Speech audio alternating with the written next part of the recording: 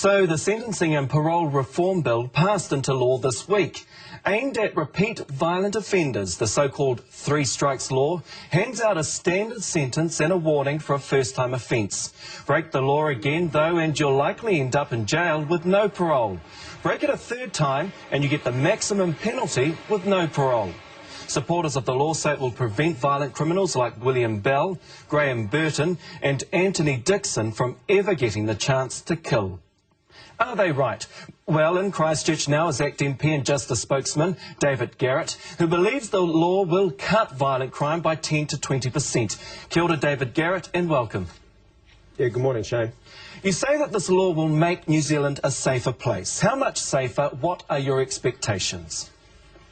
Well, look, it's very difficult to predict to what degree. I was pushed to give a figure which you've just quoted in a radio interview last week. That can be no more than an educated guess, but the law is focused on protecting people, Shane, and reducing victimisation. And we are very, very sure that in terms of incapacitation, in other words, people who are locked up for a long time cannot create more victims. And, you know, I'd just like to point out at the outset here that the one thing that people usually overlook, I was going to say often, but it's usually, is that Marae communities, which tend to be lower socioeconomic communities, suffer more crime. They are more likely to be victims than middle-aged white guys like me. Sorry, I was just going to say, it's interesting you say that because opponents of the law, like Hone Harawira, for example, says that this law is going to target Māori. Well, look, that's absolute nonsense, and I'm very sorry that Hone's not prepared to debate me on this subject. I'll say again, I was in South Auckland, it's a visit that stuck with me with Maori wardens a couple of months ago, and I was a bit diffident, I have to say, about talking about the three strikes policy there. But I started to say what I've just said about crime impacting on their community far worse, and they all started laughing and nodding their heads because they know, they live there. I didn't have to tell them, and by and large they were very keen to see it come. So do we know at this stage how much crime will be reduced as a result of this law? Well, look, all we can say is that the law will work in two ways. Incapacitation, i.e. if you're locked up you can't offend against the general public, and B, deterrence. How much deterrence? As I said, that can only be an educated guess. Academic studies in the US have indicated a deterrent effect of around 20% or more. The Californian example is, as I hope most people now realise, is quite different from ours. It has a much because it also has a different law, though, doesn't it? The Californian example. Yeah, that's what I'm saying. Yeah. It has a much wider scope than ours. Ours is very narrowly targeted on repeat violent offenders. The only offences that are covered are serious violent offences. So the horror stories of California, people going to jail for life for stealing a set of golf clubs, simply cannot happen here. Officials, though, have warned that it will not have any deterrent effect and that it could actually increase homicides. Well, that's not quite correct. Some people within the Justice Department have said that.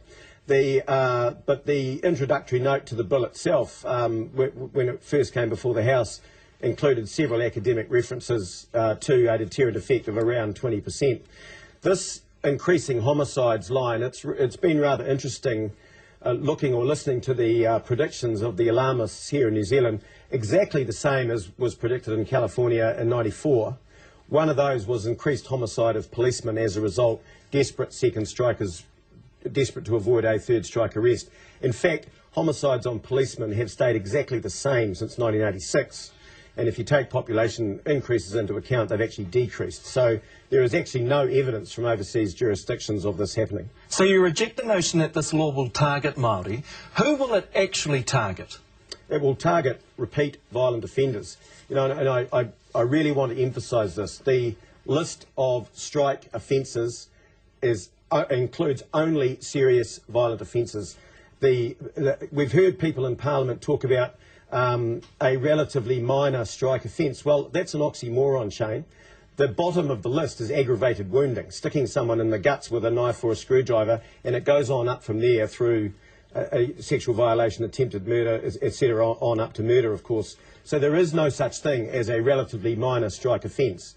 And as you said in your intro, and I was pleased to hear it's absolutely accurate, no one goes away for the maximum until they have done 2 sentences, both for serious violence, and had 2 warnings. And we say that person should be behind bars. Won't this law just create angry criminals with nothing to lose? Because, you know, if a criminal knows he's never going to get out of prison, or he or she's never going to get out of prison, what's stopping him or her from killing prison guards or other inmates? Yeah, good question. But the answer is we have those people now. You've just named 2 of them, Graham Burton and William Bell. Both of them will never be getting out of prison. I've never met Bell, but I've met Burton. He's an intelligent man, albeit a psychopath. He's well aware that he's never getting out, which is why he tried to kill another gang member a wee while ago, and sadly he'll probably do so again. So we have those people now. There will be a few more of them in there, yes, but better that they are in there than out in the community creating further mayhem. For some time now, the average mum and dad, well, for many if you like, haven't been able to feel safe in their own homes. As a result of this law, how much more safer are they going to actually feel? In reality, I suppose I'm trying to gauge.